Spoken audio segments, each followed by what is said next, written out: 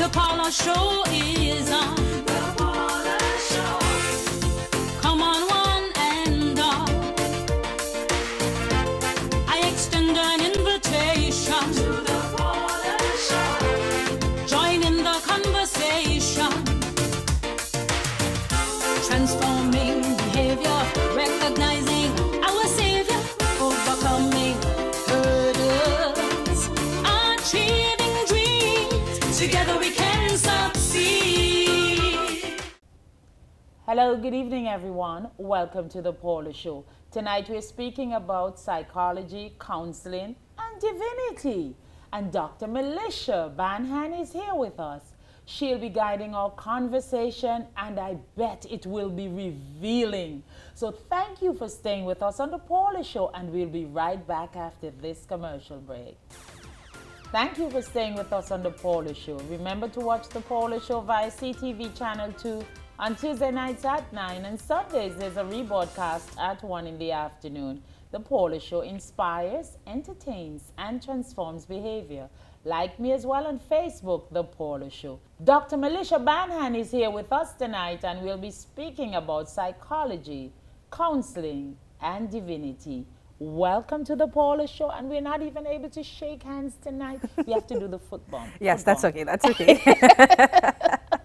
So thank you for accepting our invitation. No problem. It's a pleasure to be here. Yes. Doctor of Psychology, we've met twice. I remember meeting you at your church and meeting you at your office. Yes. Actually, this is our third occasion of meeting. You obviously have assessed me already. Well, not really, but you know, No? in talking you get an idea of what is happening with someone, and there's a lot that can be assessed within an hour. You will probably get a very good idea of what some of the issues are with persons, but it also depends on what is happening. Some things will take a longer time to show. Because I'm thinking, on 3 occasions, you might assess me, but on those 3 occasions, I might not be my usual self. Maybe something is happening in my life, and what you're seeing is not actually me. It's just kind of like a... I've actually learned that what you see in front of you in most cases does not represent who the person is. You mean there's more of me that's There hidden? is. And Than what is is obvious? and what is hidden sometimes tell more of a story But then than what again- you can actually see. Then again, we all have our biases. Are you biased here? No, I try, because of what I do, I Yeah. try not to be biased. I try to be open-minded and very open in what I might find. So I've had cases, for example, with persons that will come in, and whoever brings them in or send them in, they have their own opinion of what is wrong with this person. And I'm like, okay. And they're surprised that I'm not going off the charts like they are in with this person. But I say, okay, well, I'll see what I find when the person actually comes. Okay. And then, of course, I can't discuss with anyone what is happening unless I get permission from the client. And there are times when they do give permission, and I'll say to whoever is there, okay, no, that's not the problem, you know. Or I'll have a mother and a daughter, for example, there. And they will come in. One will think the other is completely psychotic and off the charts and you know, needs to be fixed. And then after spending an hour or 2 hours in the first, because I usually take 2 hours or so for the first encounter, because I want to get as much as possible out of the person or persons who are there. And for the 2 hours, a person can just talk and you'll just listen. And at the end of the session with the mother and daughter, I actually said, well, your problem is that you don't listen to each other. Simple. Simple. So we just need to listen more sometimes and be less judgmental and more depending on what it accommodating, is, you've because said. one of the things that we fail to understand is most of the problems that end up in our interpersonal relationships start when we were children. The way we learn to respond to people based on what we have been exposed to. So if we had adults around us who weren't keen listeners and who would just flippantly brush us off, So you know you have those children who become teenagers that are trying to always speak and not listen, and they're always trying to go and go and go. It's because they're probably most likely grew up in an environment where they were never listened to. So they're trying to get their point across before somebody shuts them down. And so they come to a place where they're going to try to get their opinion out there no matter what, because they never felt heard. And then they're going to say that you're rude because, There you go. you know, I told you not to speak and yet still you're speaking. Well, me, I spoke and spoke and spoke. And they said, you're not tired talking? And I'll try to remain quiet for a moment and then I'm talking again. So I guess they eventually got frustrated and said, just let that girl talk. That's all she wants to do. In your environment, you might have responded by talking and making sure that you're heard. Of course. But someone else in your family, a sister or another sibling, for example, might have done the opposite. The sister after me, she withdrew. Okay, so you So see, she was very same quiet, environments, shy. but your responses to different responses. Why? Because your personality characteristics are a little bit different. So for example, what somebody would use as motivation to continue may be the exact same thing that somebody uses as charge for them to shut up.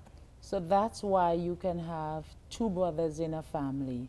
One becomes a criminal, a notorious criminal, and the other one becomes a police officer. like a police officer. But and we're wondering, wait, didn't they grow up in the same household? But it's how they responded to the household that is different. Because, for example, if you have a narcissistic parent in the home, the response to the narcissistic parent for a child who has a very strong personality would be to resist. Right. To resist the chance to control, to resist the, you're always wrong kind of a response from the parent, to resist the I'm going to make you come bend to my will by not bending. Whereas the other child in the home might bend, might crawl into a shell, because now the value that they place on self decreases, the confidence that they place in self decrease. Right. So they would now withdraw because the amount of criticisms that they have gotten are of such that they now don't trust themselves and they don't believe in themselves. Whereas the other child might respond, you know what, I'm going to rise above this. I'm going to respond to you because you're saying that, but this is my way of dealing with it. Yes. So to deal with it, I'm going to become the best that I can be, because that gets you off my back. And I can get out of this house as soon as possible. There you go. As soon as possible, I'm gone. So therefore, there's no one fix for any two persons. No. And because we're all different. And depending on the support system, because you might have a narcissistic parent, for example, but you might have the other parent might not be. And so they might be able to bring a balance to it, so that they can kind of help in that situation. Now, in a lot of cases, you have relationships will work great with a narcissistic person. Why? Because the other person has like a dependent personality disorder. So the dependent personality person will actually give in because they need somebody to take charge. The narcissist needs his ego or her ego stroke. Yes. So the dependent person will always stroke the ego, and the narcissistic person will always get the ego stroked. Lord. So that's a perfect kind of combination, because you will not have them having a lot of friction, because everybody's feeding into the other. It's not that you won't have conflicts in that, because you see, the narcissistic person doesn't take responsibility for anything that they do wrong. So they're always going to blame the dependent person, but the dependent person always thinks that they're not good enough and not getting it right anyway, so they will take the blame. They will just absorb the blame like a sponge. There you go, and try to do better all the time. Oh, this is complicated, and you have to deal with this every day of your life. Psychology. Well, the thing about it is, most times when you get couples, for example, it's if you have both of them having a disorder, you probably won't see them at all, because somehow it will actually work. It's when you have one person that has a disorder and the other one doesn't. So they frustrate the daylights out of the other party. So we don't all have disorders? No.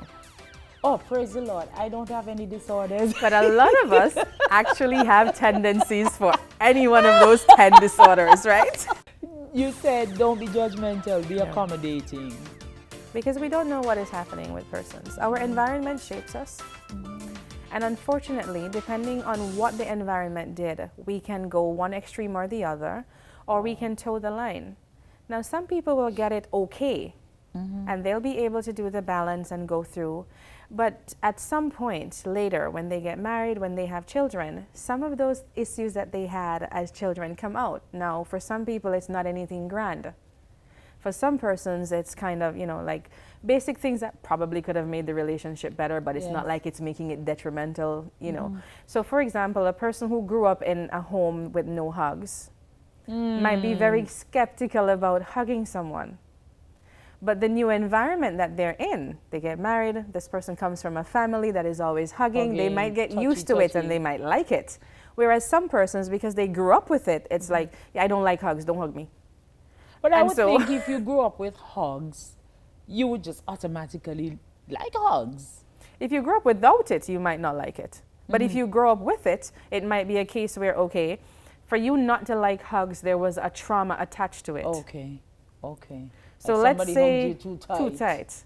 Or somebody's hug was always not just a hug. Right. You know, or somebody would hug you, but it's because they want something. So now you become skeptical. Anybody hugging you, you're like, what do you want? What do you want? What do you want? Why are you hugging me? What you want? So wait, that's a problem? Because sometimes when people are really nice to me, that's what I ask. So what do you want now? No, that might That's just be a a level of disorder? trust that you just don't trust people. That's not a disorder, just a personality issue. You're assessing me now. I am so not liking it. I won't say that I have a major trust issue, but I will admit here on the Paula Show tonight, if you're in, you're in. So my friendships, I trust you. Right.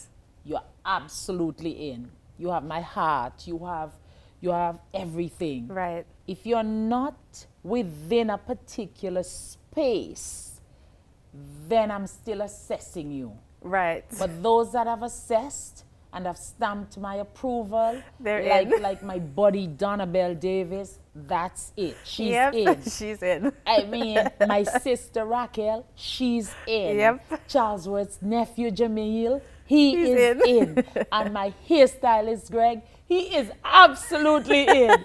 I mean, there are other people who are in, Yeah, but right. those are the ones with whom I communicate regularly. Yes, on a regular basis. But that's not a disorder. No, that's just me That's being just careful, behavioral, right? exactly. Okay. It's just because you have disorders and you have behavioral issues. Okay. So you might have a behavioral issue that is shaped by your environment, but it's not a disorder. However, it could lead to a disorder. Because your environment was of such that it just shaped you a particular way. And then if you continue going down that road or in that direction, you automatically now pick up become other habits that, destructive. exactly. Yeah. Because it becomes a disorder when it disrupts your social settings, like, and it has to be disrupting at least one. So work, school, home, you know, it has to be disrupting something for it to be a disorder. Which is why I said, if, for example, that relationship with a dependent person and a narcissistic person, because it's actually almost working, Yes. you're not going to call that a dysfunction or a disorder because it's working for It them and seems it's like not really it's disrupting balanced. anything, Yeah. you know? But truly, if either one of those personalities would end up with someone else, there would be a problem. A problem. Because the narcissistic person is going to try to control, and the person that, if they're Narcissistic independent, persons. won't work. Won't work. Neither one of them is going to take responsibility for anything. Neither one of them is actually going to want, but both of them are going to And actually everybody be, wants the ego stroke. Look, trouble. Not gonna work. Do I seem like a dependent person? No, not yet.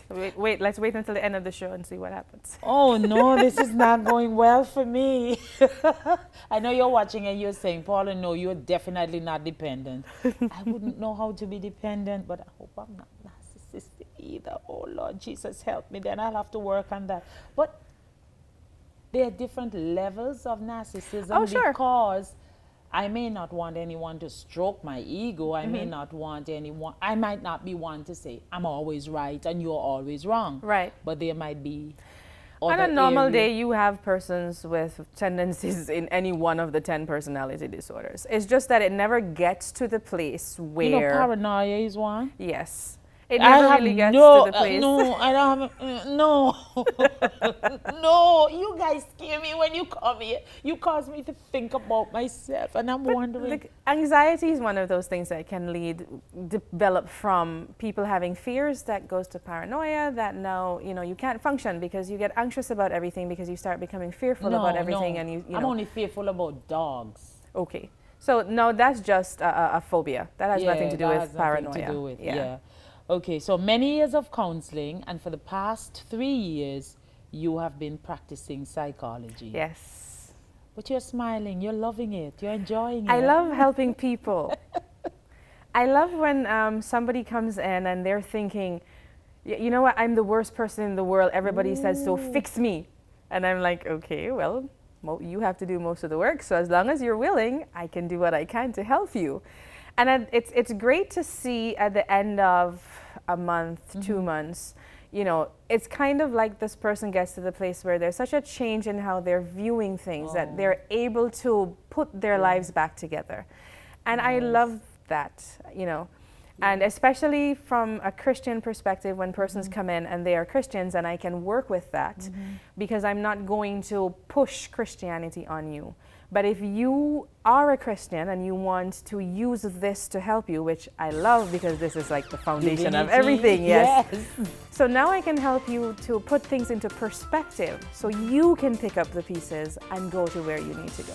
Thank you for staying with us on the Paula Show. I know you're glued to your television because this is really interesting information. What's next? Perhaps another PhD? No, not at all. I had no intention of doing a doctorate, by the way.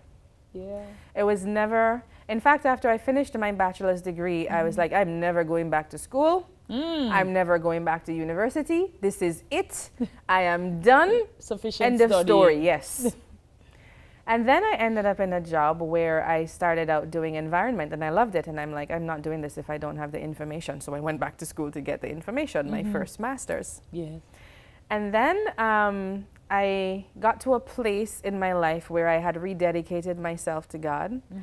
And he says to me, pastoring, and I'm like, yeah, right. You're doing a Sarah and a Sarah and an Abraham. Me, I don't even have a menstrual cycle anymore. I'm 90 years old, and you're telling me I'm going to have a child at this age? So you laughed. Like, yep, I laughed. Whoa. I did. He forgave you, I'm sure. I'm sure he did, and he's probably sitting there laughing at me right now. Exactly. But yeah, that was what he said. And then it happened that there was a family member of mine that had some psychological issues and had a diagnosis done. And I was like, I have to figure out, I don't know how to deal with this. And that's the kind of person that I am. If I don't know how to deal with something, I'm going to find a way to help myself to learn how to deal with it so I can deal with it better. Because the whole point is, if there's a problem, I like to find solutions. I don't want to sit and talk to you about the problem over and over and over again. My thing is, how do we fix it so that you can move on from whatever the problem is? And I can move on too. Exactly. So I was like, okay, so gonna go back and do something in this. Get to the place to look and see what is here, and is like, but the master's program carries the same, is the same amount of things as the doctoral program. So why am I gonna do another master's? Why don't you just do it? And then it's like, okay, I'm gonna do the doctoral degree, and I had to do almost a half of the master's program to get into the doctoral program. And then they didn't take any of the credits, so I had to do the entire doctoral program from scratch. And I'm like, okay, no problem. Still have to do it, I just have to do it.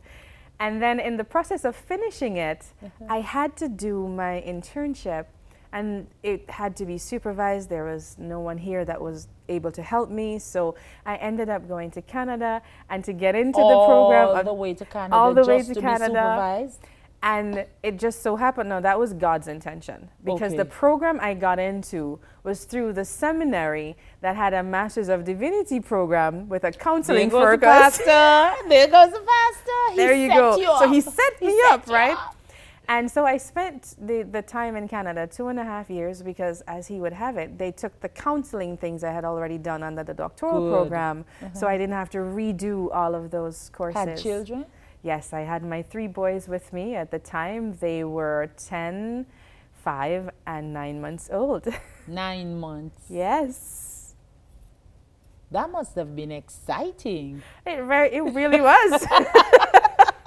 That was supposed to be It was- sarcasm. It was interesting. That's what it was. But it was also a period that taught me, it kind of brought together everything that God was teaching me. In that moment, or in those years that I was going through that and dealing with that, He brought me to the place of my purpose, of fulfilling everything that He had been teaching me over the last 10 years up to that point. Yeah. And it was amazing because He used that road to do a number of things. It's amazing because, and I'm using your word, the other day I was reviewing the journey of my life, and I plotted a chart from childhood to current.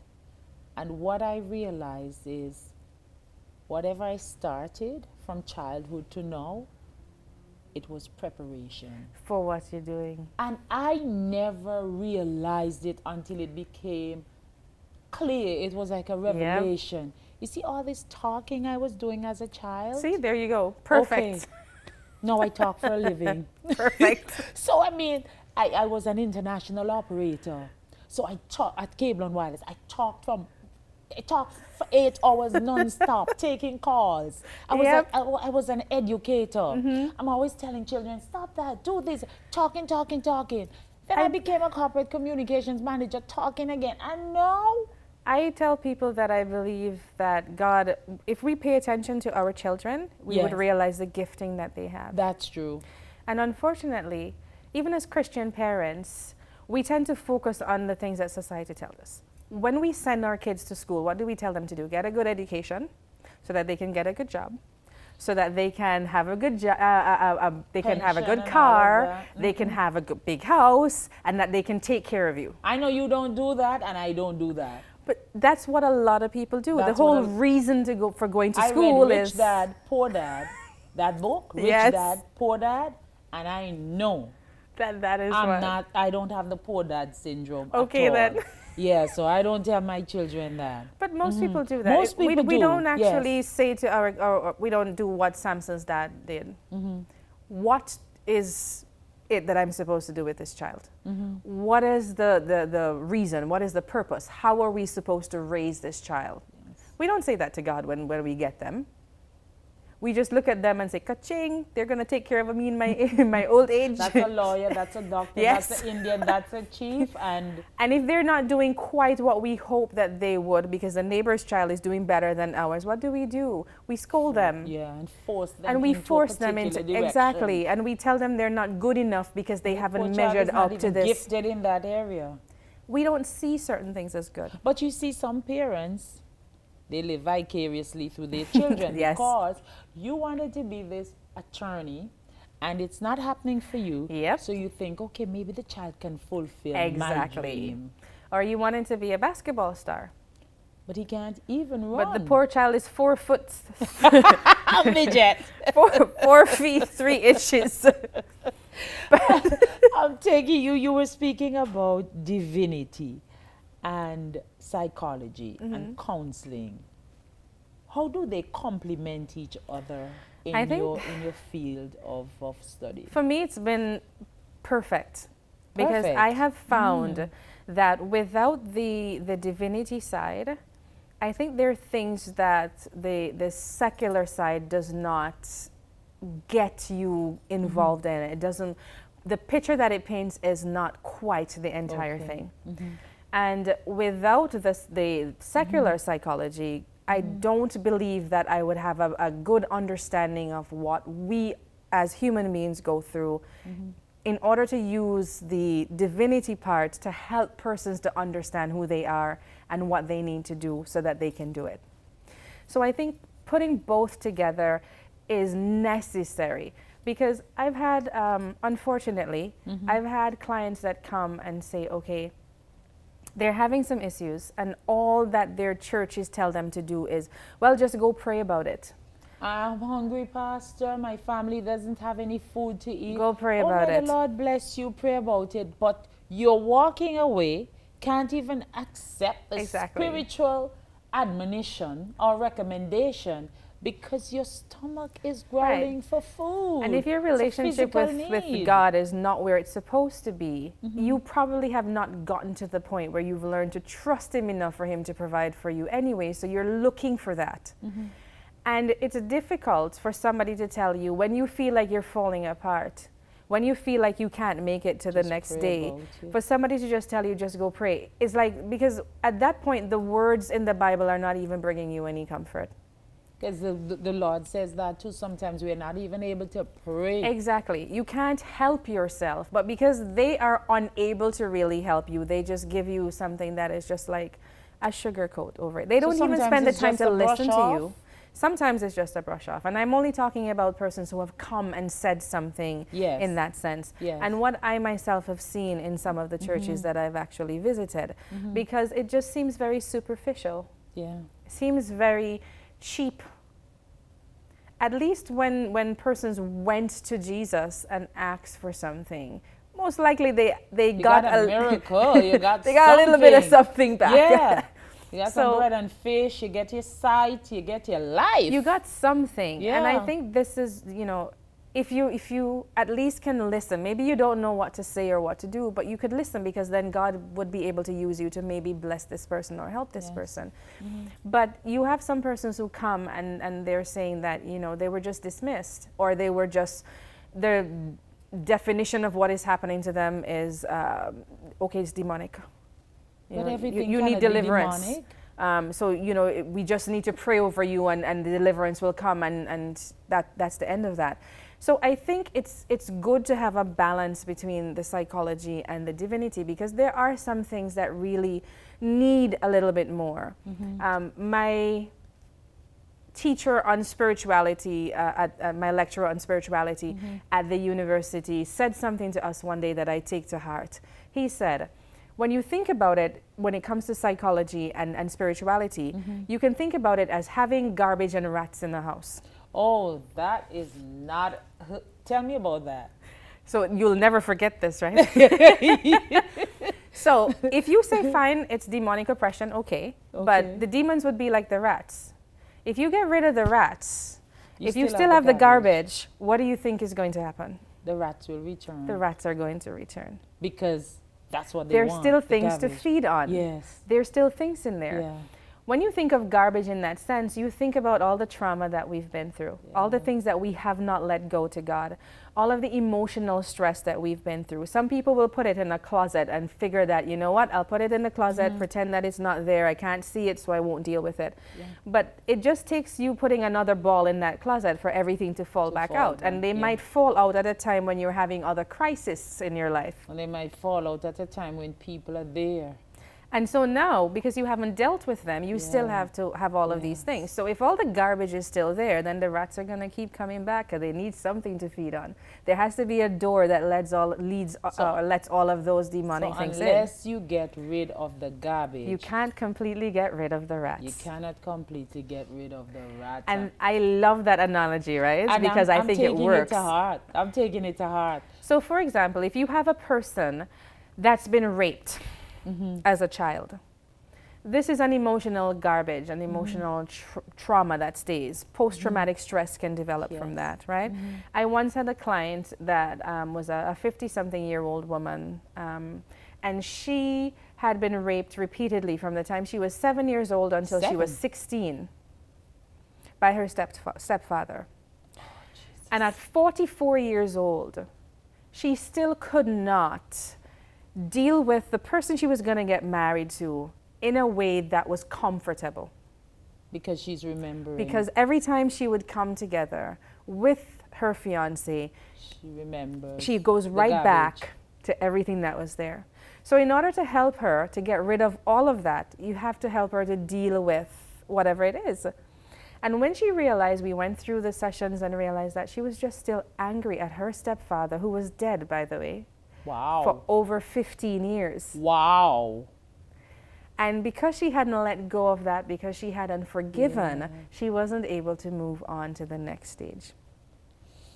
So sometimes we bring the baggage into our relationships. Exactly. And the innocent person suffers. Because when you encounter someone and something gets triggered that reminds you of whatever happens in the past, you respond to that trigger, not the person that is actually in front of you. I know about those triggers. We make a big deal out of some things that are really not that important. I know.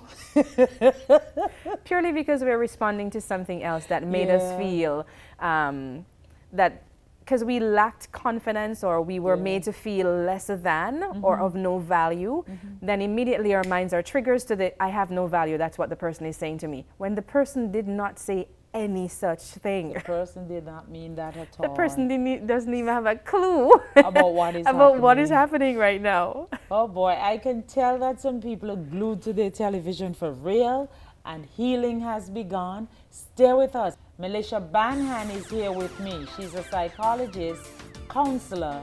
She also has a master's in divinity. Great combination, I dare say. We'll be right back. Tonight on the Paula Show, we're speaking about psychology, counseling, and some divinity as well. Thank you for staying with us. Dr. MeleshaBanhan is here, and I want to take you to something that's very profound. People often say, change your habits, change your behavior. Change sounds to me like removing the original and replacing it with something different. It depends on how you see change. Most people will see change as bad. Yes. Because it suggests to us that we are not doing something right or there's something wrong with us. We're not perfect, and so we need to fix it. And we think we're perfect beings. And most people don't want that because they don't want to think that there's something wrong with them. And I think that's the first mistake that we make, because having to change doesn't mean something is wrong with you. It might mean that the perspective from which you are viewing something may not be the entire truth. And so what you need to do is be open to the possibility of learning something new that could change the perspective that you're looking at it from. For example, one of the ways that God did this for me was while I was in Canada. I had my 9-month-old who he was now a year old because I'd been there for a few months, and he turned a year. I went up in August or July, and he turned a year in October. And I was taking him to the daycare, and it was cold. This was now in January or something like that. And I was taking him to the daycare. I got to the bus stop, and I forgot my wallet with the bus pass in it. Oh, no. And the driver looks at me on the bus and he says, come on, because it's a driver that was always on the route and he knows me. So I was like, okay, fine, great. Yes. So I went to the daycare, drop off my son, and I'm thinking, well, I have no way I don't have the bus pass, and I don't want to take the chance that the driver who comes now doesn't know me. So I decided to walk. I said, okay, God, you obviously wanted me to walk this morning. That's why I forgot everything. It was like a 25-minute or 30-minute walk. Wow, that's many blocks. And I was walking, and as I got close to where I was going, there's a high school that was there, and it had 3 tennis courts. But because it was winter, there were no nets, but the poles were all there. And as I got in line with the posts, I just got an idea I just felt like I should look. So when I looked across, all the poles were so in perfect alignment that all I saw was one pole. So from that perspective, the fact is that there's one pole. But if I took a step forward or a step back, the truth is there are 6 of them. And God said to me, this is how the devil deceives my people. Half-truths. He gives you a fact. From your perspective, it all looks legit. Yes. But the truth is, he didn't give you the whole picture. So you make a decision on a fact. If you're in front of me and I'm standing there looking at those poles, you're going to tell me that it's 6 poles, but I'm going to say to you, it is only 1. And I'm going to be adamant because I'm looking at it and it's only 1. But from the perspective you're looking, there's 6 of them. So is the glass half full? So the fact is that there is 1 pole that I'm seeing right there, but the truth is that there are 6 of them. So he gives us these half-truths, and we fall for them because we have not taken a step of faith to go forward or backward to see the full picture. So you think the Lord deliberately caused all that to happen just So, because he and wanted this to is what bring you to happens that with place? change. If we are looking at it from the perspective of a fact, we will miss the entire truth of the picture. So there are times when we do need to make the adjustments. But because where we are looking from, the fact is that, yeah, I am seeing what I'm seeing, and you can't tell me that that's a lie, because really it's not a lie. I'm not open to the possibility that I'm not seeing the whole picture. And so I leave a couple having a discussion. It's not that the either one of them is wrong, but neither one of them is seeing each other's perspective, because both of them are looking at two facts, but neither one of them is seeing the whole truth. Two separate facts. There you go. So, in psychology, and the Paula Show inspires, entertains, and transforms behavior, one of our takeaways tonight could be that whenever there's conflict or whenever there's a requirement for change, we need to try and look at the entire picture. Exactly. And look at other people's perspective. Exactly. As opposed to just thinking Just insular. yours. Because you might be correct, but the other person might be correct as well. Like when I have families, most times conflicts come with parents and children because the parents are of the opinion that it doesn't matter, they're right, the child's wrong. They are the authority and they have the final say, so they don't care what the child is saying. No, you do two things when you do that. One, you basically minimize them to the level where they start to question their value and their worth. Self-confidence now comes into play. They're going to start either lacking it, or they're going to become so confident in what they're doing, they're going to defy you even if they're wrong, just because they want to feel like they have purpose, So or that or rebellion value. steps in. Rebellion steps in, all of those things will step boy. in. Secondly, what you're doing, when you do that and you don't allow them the chance to speak or to become independent, what you're doing is you're now sending a 20-year-old out there or an 18-year-old out there who is not prepared. Immature. Because they've never had an opportunity to become independent. They've never had an opportunity to deal with conflict. They've never had an opportunity to assess a situation enough for them to be able to hold their value but accept somebody else's And opinion. someone like that can become vulnerable There you go. to persons who are not well-meaning. So we have situations boy. where, we don't allow our young men to develop to the point where they can rationally go through something or they can deal with something. Then they start dealing with everything with brute force and anger, and we wonder, what? Of course it's going to happen. You never allow them to be able to deal with the emotions that are inside of them and the feelings so that they can deal with something without anger.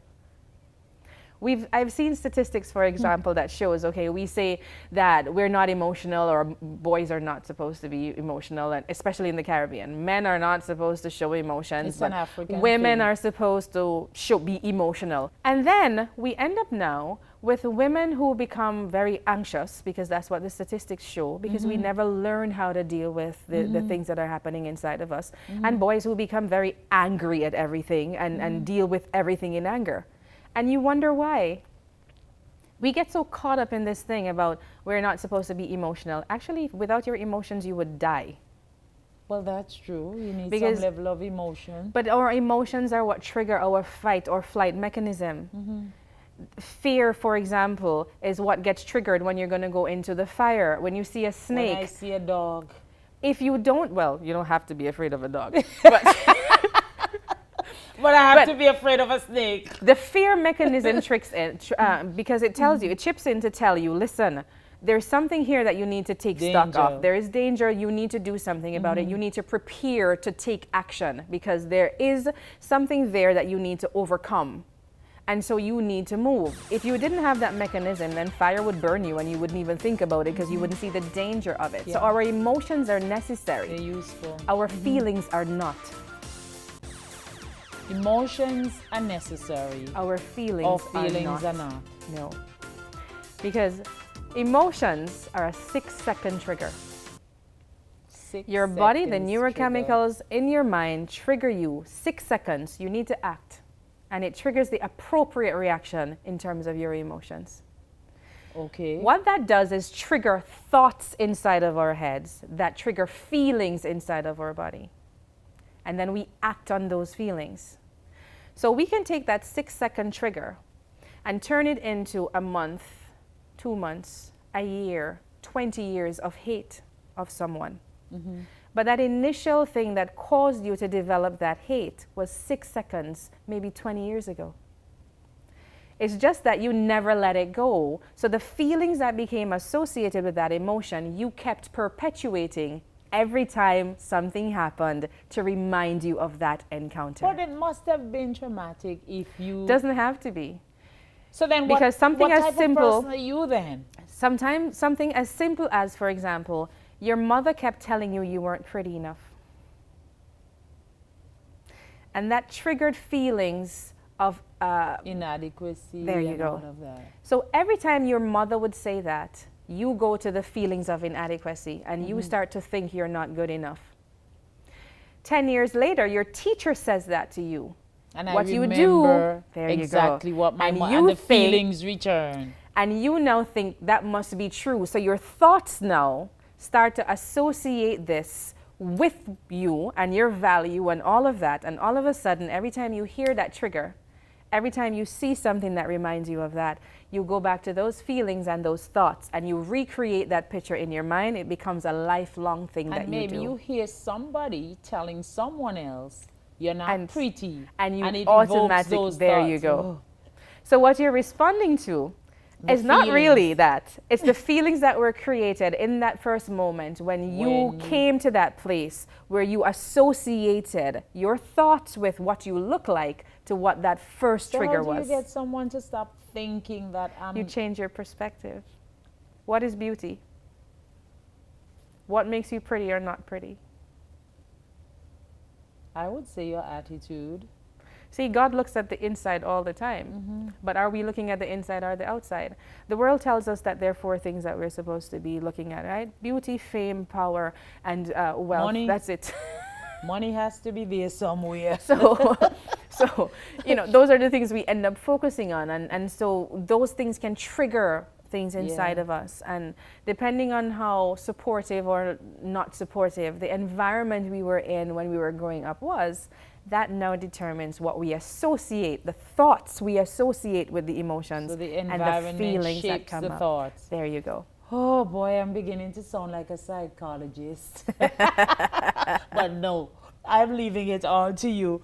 Compliments and criticisms. 90% of the compliments and criticisms that we receive are false and only 10% are true. It depends on who it is that is coming from, because somebody might genuinely be giving you compliments and they mean it, and they mean it 100%. 100%.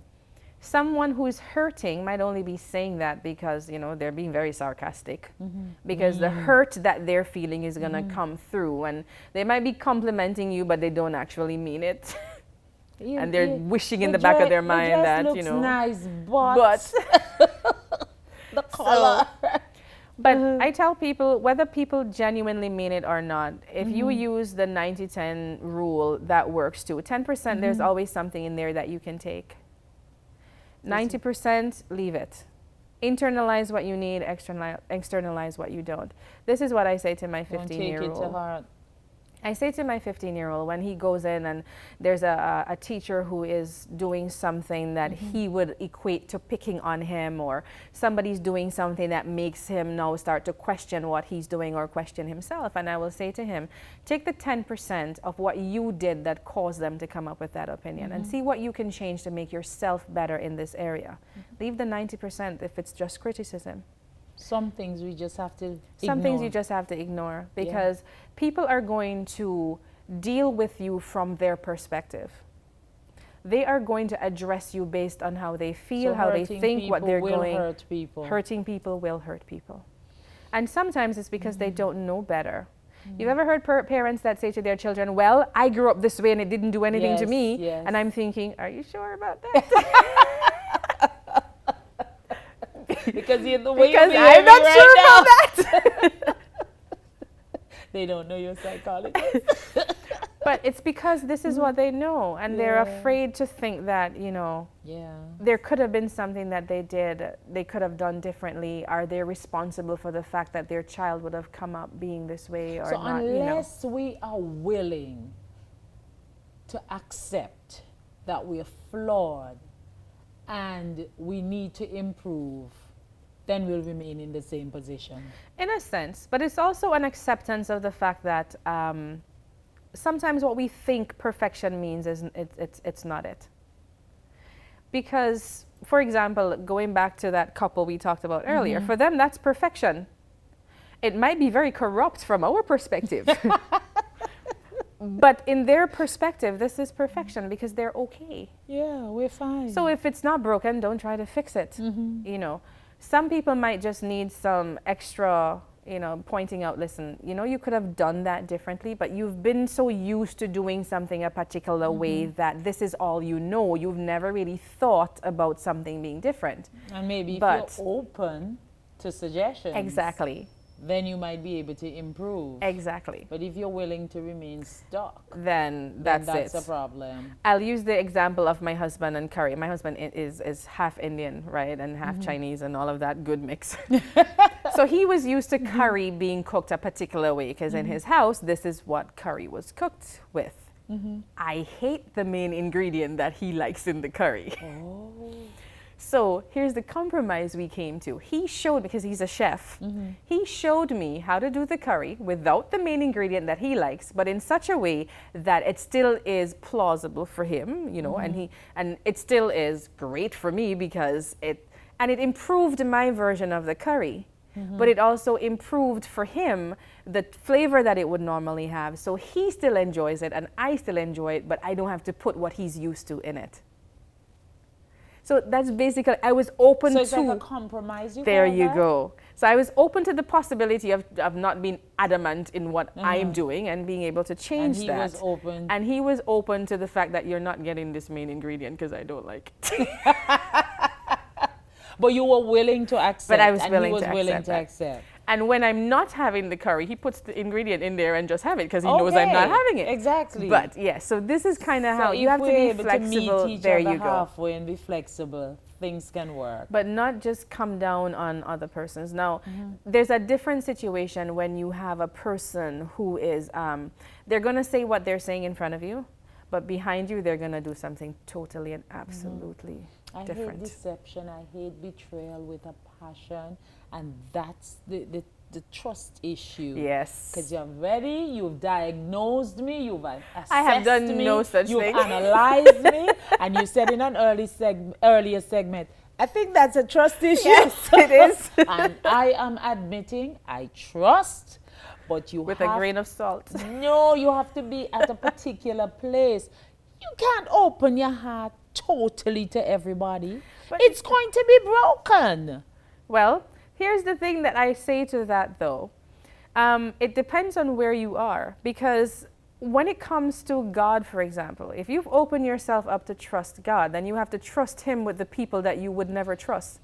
Not because you actually trust the people, but because you trust God. Well, I trust the Lord, but the Lord says you have to be careful because wolves come in sheep clothing. True, but He's going to use discernment to tell you where the wolves are. So that is why some people are where they are, because I've gotten that discernment. Thank you for staying with us on The Paula Show. Tonight we've presented part 1 of our conversation with Dr. MeleshaBanhan. Join us next week, Tuesday, for part 2 of our conversation. Good evening.